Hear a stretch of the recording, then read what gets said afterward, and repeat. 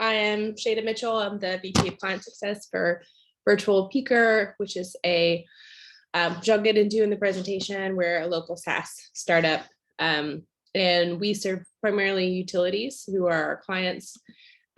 So the presentation I pulled together was just to give you guys a little bit of overview about what we're doing and talk a little bit about the problem that we're trying to solve, which is peak demand, reducing demand on peak, and the promise of distributed energy resources for renewable energy and modernizing the grid. So you guys, can you see my screen just okay? Yep, looks good. Okay, let me see here. I'm going to present.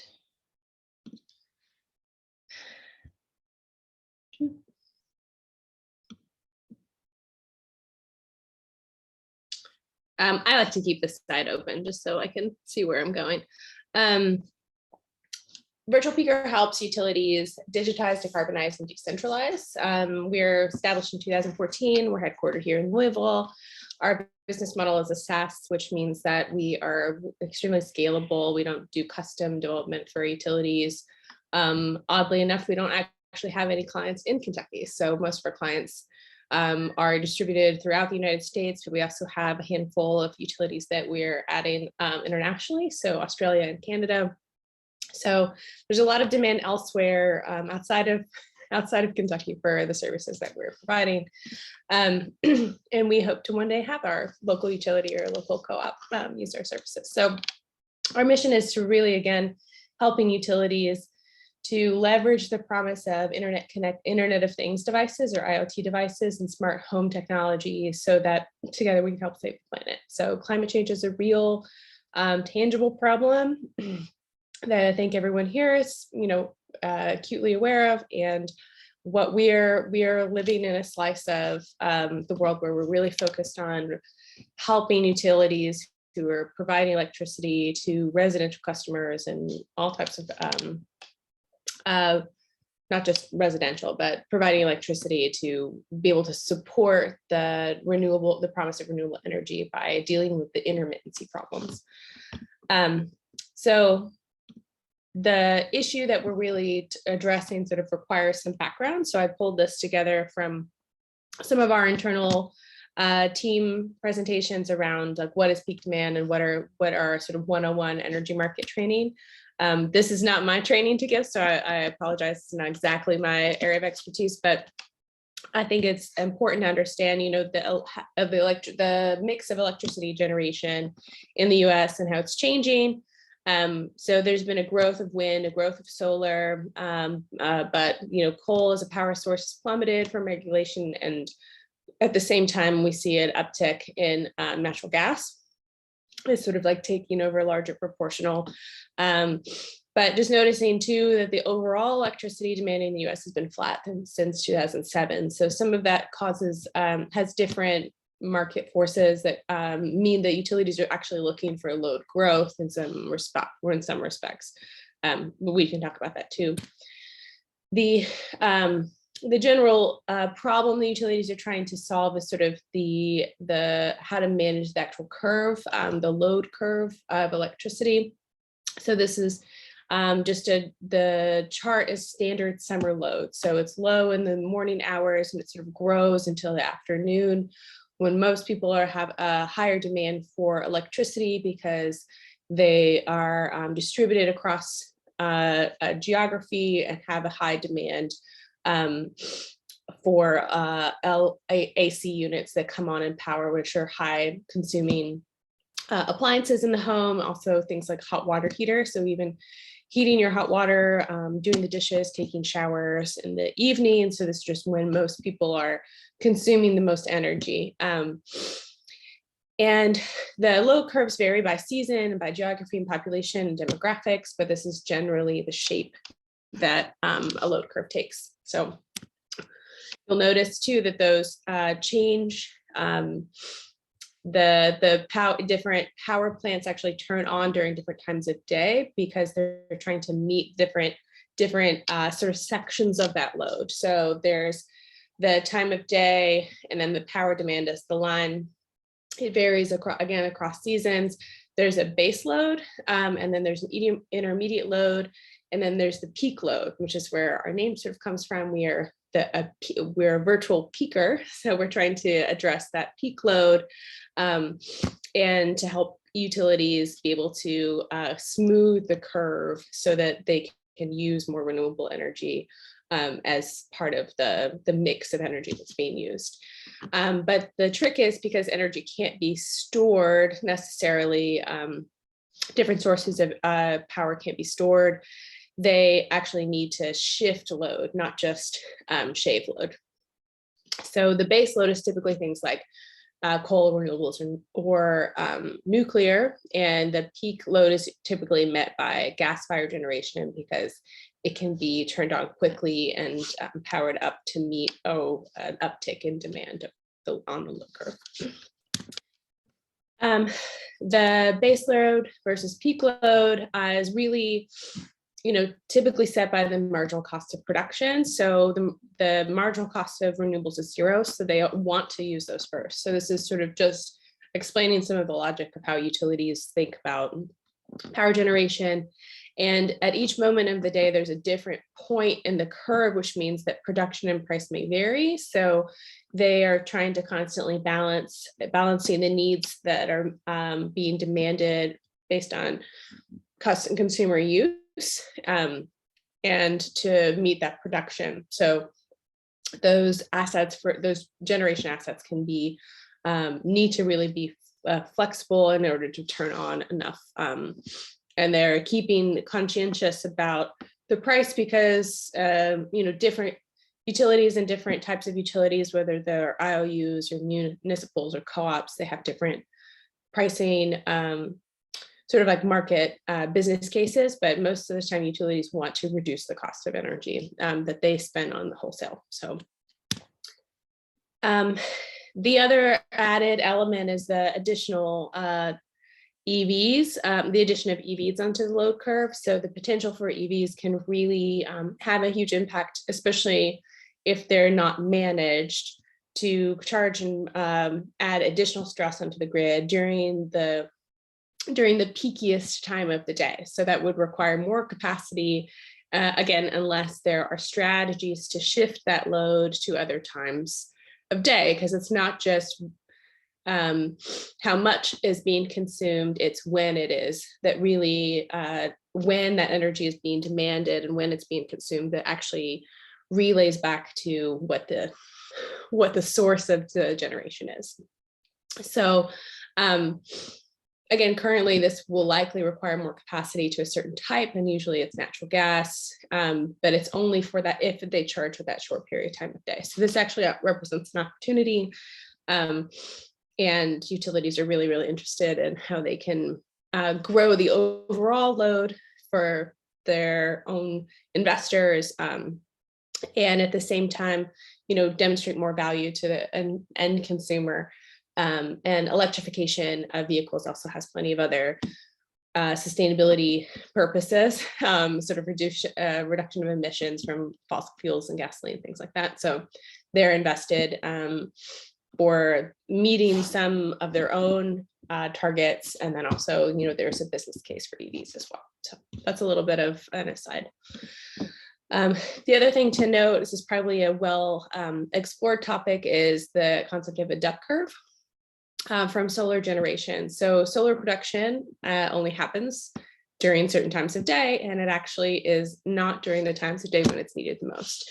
So again, this is another problem which is about shifting the stored energy that's created and moving it to be used during the times of day when we want to have cost avoidance and avoidance of using a mix of power generation that's non-renewable. So these are examples from California's grid, and I think these are from a few years ago, but you can see that the solar PV production is that middle section, and the idea that they would want to have those, this is the corresponding power grid. So what the demand curves are. So they're having tons of production during the middle of the day, but the highest demand curve is actually later. So theoretically, if you can just be able to shift the power that's generated from residential, from renewable production to the day when it's peak year, you actually end up smoothing that curve. So you end up moving production to be moving the demand down by pushing the renewable onto the grid. I'm probably doing this an injustice, but again, the impact of the duck curve sort of moving on to is actually a huge threat to traditional power generation because it makes traditional generation less economic. It forces utilities to have enough capacity during the peak, and it then will just exacerbate the issue. So it just becomes, there's a good resource here that we have internally we could share with the folks here, but this is just another way that that renewables complicate the role of the utility in electricity and providing electricity based on their traditional model. So that that is also reflected in the increasing complexity. So the intermittency and the DERs, or distributed energy resources, means that the grid itself is not just from a centralized power through transmission network to distribution network to the factory or commercial building or residential building, which is sort of the centralized power, just from generation down to the source in one clean line. Whereas to the vision for a modern grid is actually really decentralized. So you may have you would have still some traditional centralized power generation, but you could have offsite storage co-located with a distribution node, and then have different intermittent generation from solar or from a wind turbine, or for even from a home, being able to control or help manage the demand that's being generated from a home. Even marginally, you can make an impact onto the overall demand curve, which is, again, a little bit of a precursor to describing what we do. But that just means too that a lot of these issues increase the number of endpoints that the utilities actually need to control, and it becomes like an exponentially larger problem. So they have houses that they're not just metering, they're houses that they might want to marginally control. And not just the whole home, but maybe some of the smart devices that are co-located there. So an EV charger or a thermostat or even a hot water heater. If they can just, again, shift the load for when those appliances demand and aggregate across, thousands of devices, then it can really impact the way that the demand for generation would throw out. Sorry, my son is coming around. Which brings us to a quick overview of what we do at Virtual Peaker. I have it noted here as reducing demand on peak because that's the simplest use case for how utilities use our software. But to a large extent, it's not just reducing peak demand, it's load shifting. So there's sort of a distinction between, again, load shaving off that peak versus actually shaping the load based on the devices and the population of devices that we help customers enroll.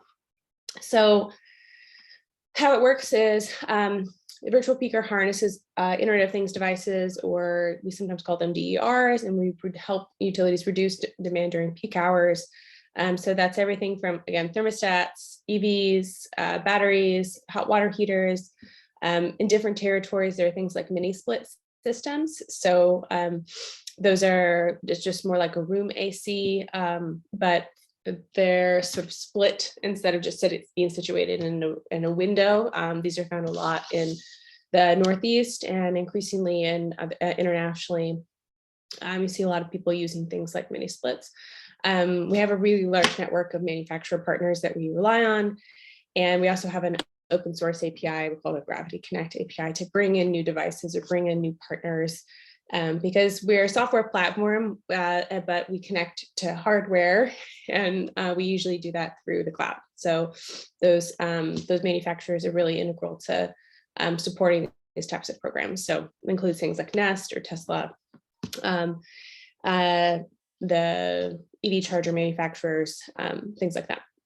So then we take the data, so both the customer data and then the device level data, and we provide the utility with real-time analytics and control, so that they can do things like understand who it is that's enrolled, provide incentives to those customers, message them when there's an upcoming event, and then also, the core bread and butter function is to actually exercise control over devices, which means we make marginal adjustments.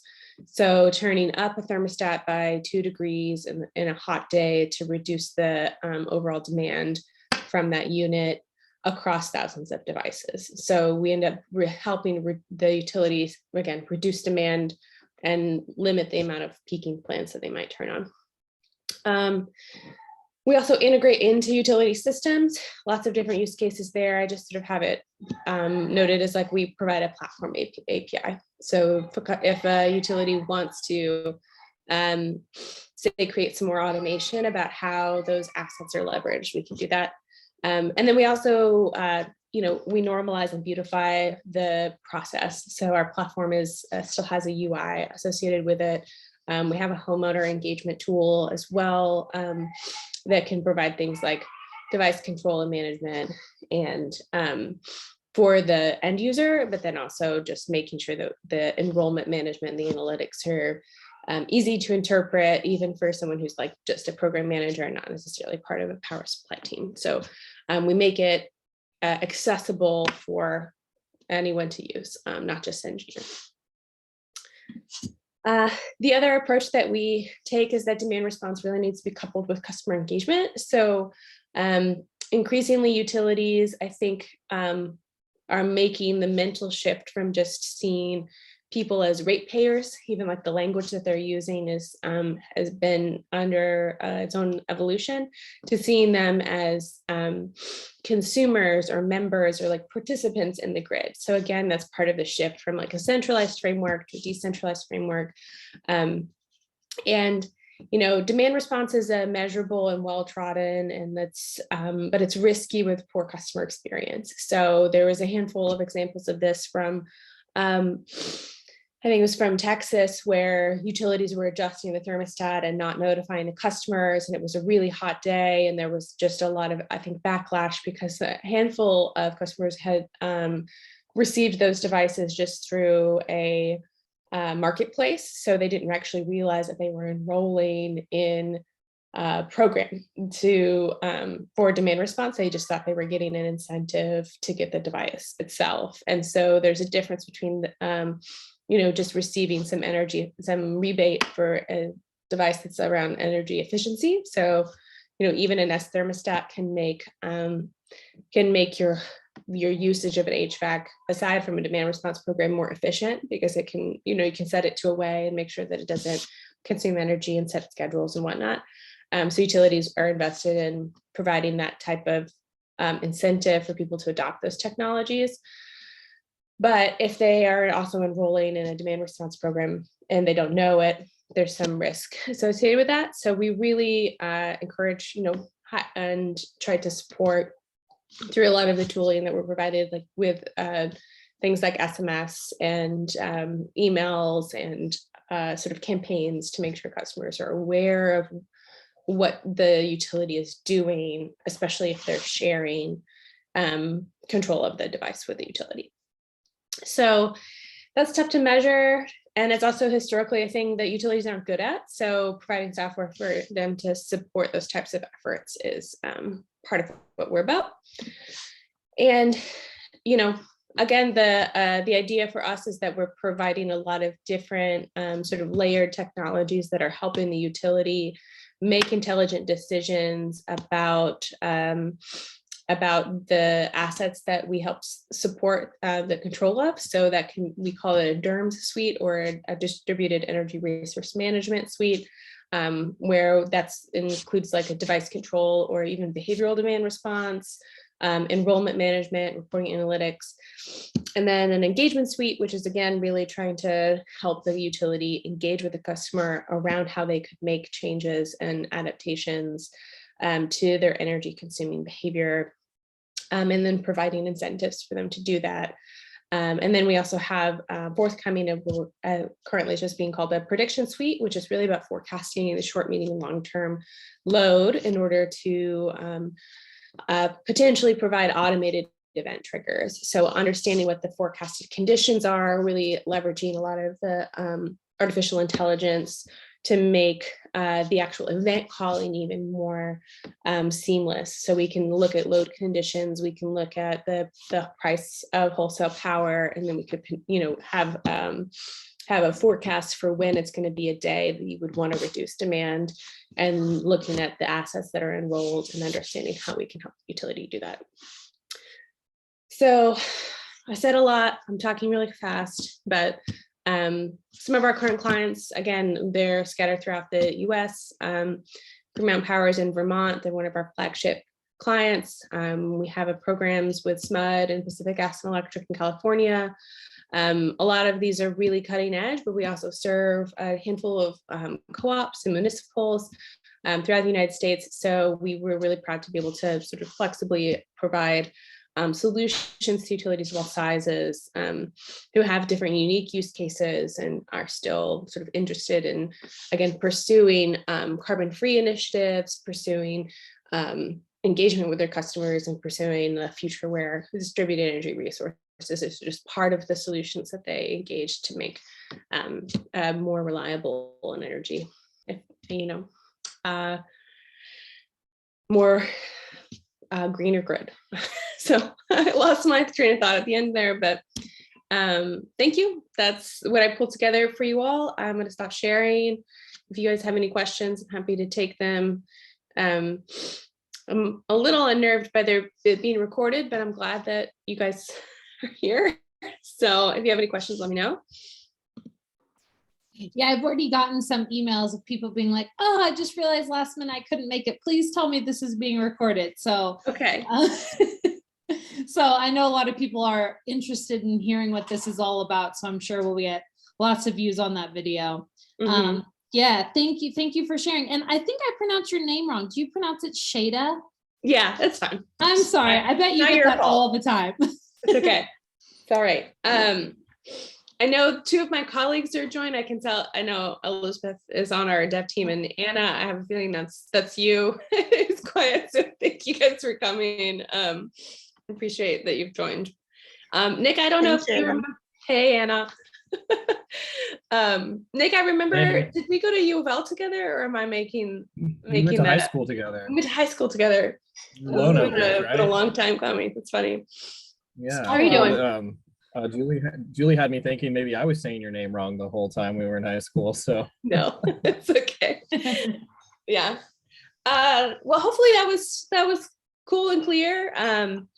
If there's anything that's, we do a lot of different things for a lot of different people, and we are invested in a renewable, in an energy future where renewables are part of the mix. We are trying to support that. That's essentially the headline, and trying to support that through sophisticated technology.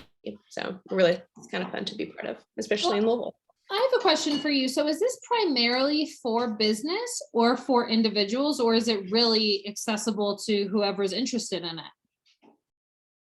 Again, it's really for utilities. So we sell the software to entities that are providing electricity to consumers. So we've tried for instance, for a long time to make our local utility, LG&E, a client, and they have politely, provided us reasons why that doesn't make sense for them. But that's who we serve. That's who our clients are. Okay, got it. And one other question with that. So do you manually update to avoid the peaks, or is the user that you're servicing able to manually go in and do that? What does that look like? Does that make sense?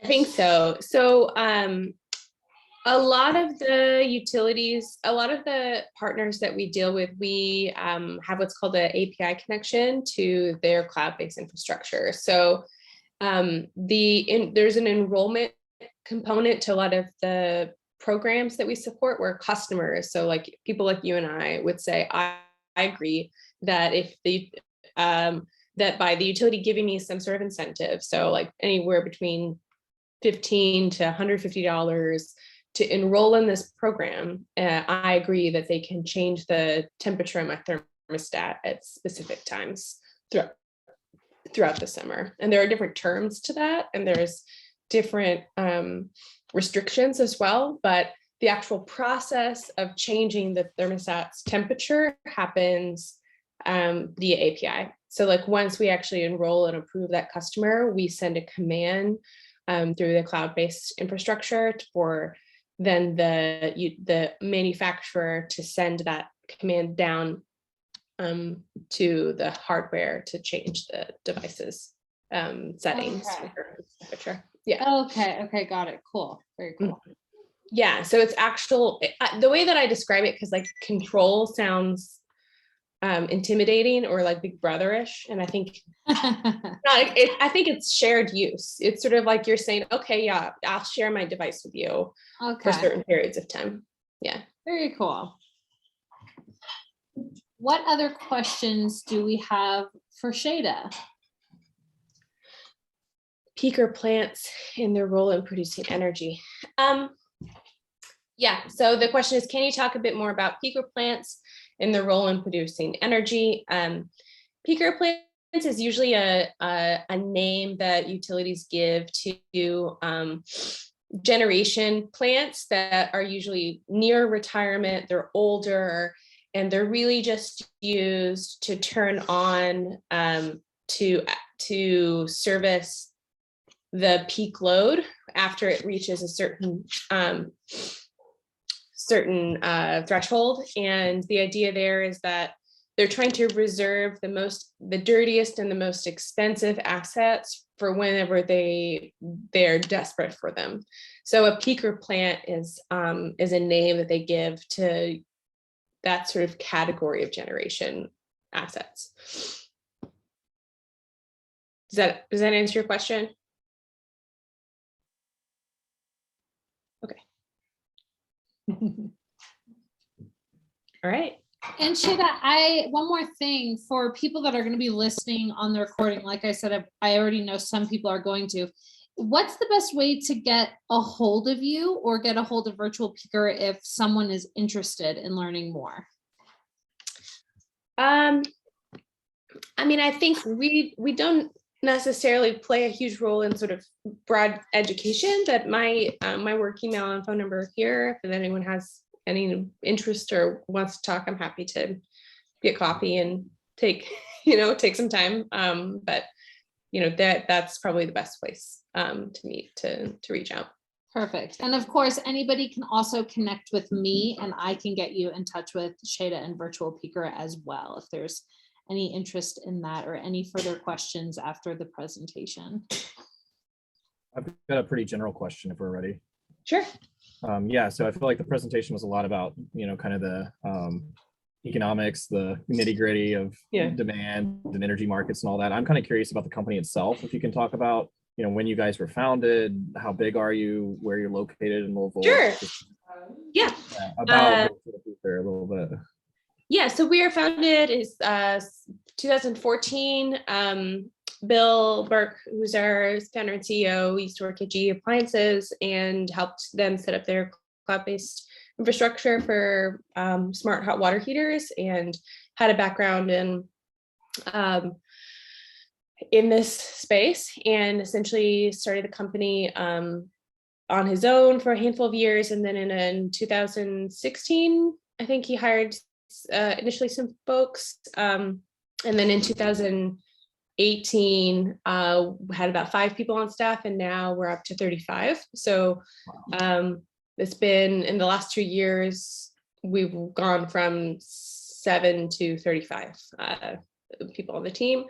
Our HQ is near the West 6th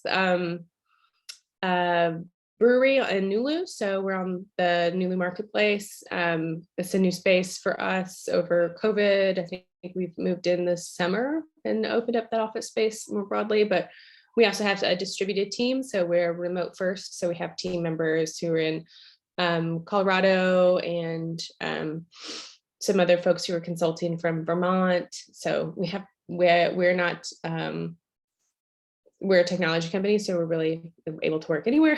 We're remote first policies, so anyone can. We're looking Your new more offices broadly now. must be nice digs. What? That's those new offices are nice digs. That's Yeah. right. You're next to Access Ventures, then, aren't Yeah, you? exactly. It's right near there. Yeah, I was with Which them I think before we they- were, yeah. So I think we were really excited to when I first started at the company, we had just a small little office space in the U of L Innovation Building on like Jefferson and Brook. So I think we waited a long time to move out of this office. So it's well deserved, I think. Cool, thank you. Yeah. Was there more to that than you wanted to know too? Just like about the company? No, it's just nice to know who's on the ground here in Louisville doing this kind of work, Yeah. There's secret places everywhere. We where hear a people lot are- about Schneider Electric, but you guys are kind of a newer entrant and smaller company, so it's cool to hear about some of the dynamic stuff happening.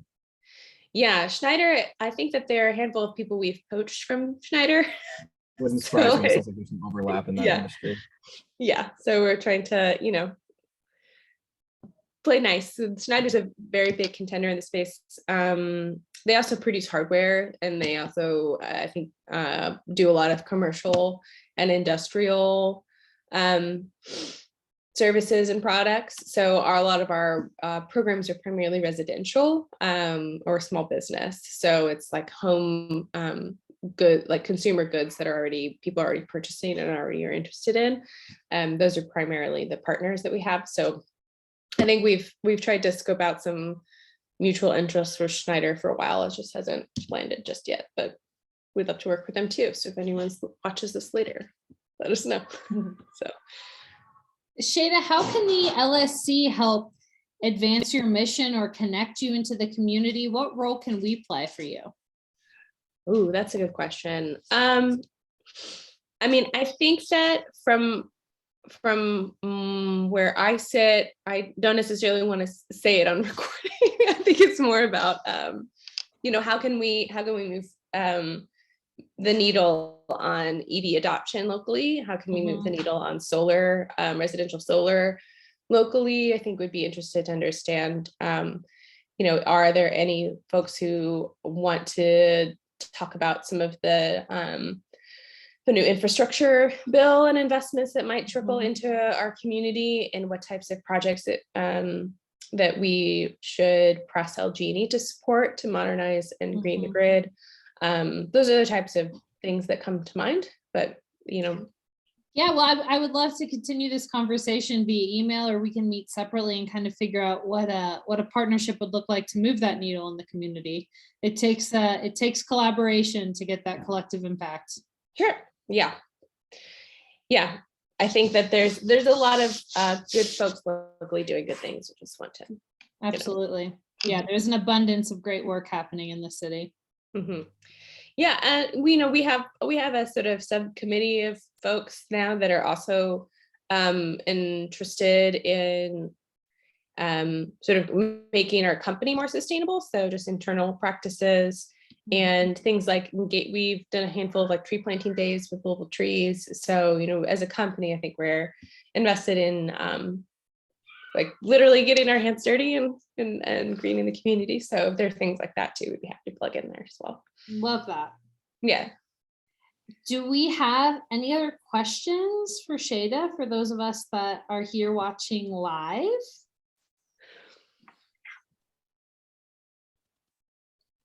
All right, well, Shada, thank you so much for showing up and presenting and all the work you're doing in the community and nationally. That's amazing. I'm excited to learn more and further the conversation with Virtual Peaker and the LSC. So thank you again for your time. Thank you everyone for being here on this lovely Wednesday. It's always good to get connected with everyone. One more reminder for the LSC, I just put it in the chat box. The community grant program is now open and accepting applications. Give it a click, check it out, see if there's a project or program that you know of that might be a good fit. spread the word. We're trying to make this as widespread as possible in Louisville, and we've really opened it up. So hopefully we get some unique and diverse applications coming in this cycle. So thank you everyone for being here. This recording will be available on the LSC webpage by tomorrow afternoon. And if you want to connect with Shada, you can connect with her. Sorry, that's my baby. I'm getting all getting all excited. Virtual Peaker is linked on our webpage, or you can reach out to me and I can directly connect you to her. So thank you again, everyone. Enjoy the rest of your week and happy holidays. Happy holidays, everyone. Thank you. Cheers. Go Purple Cheers. Flash. Cheers. See you, everyone.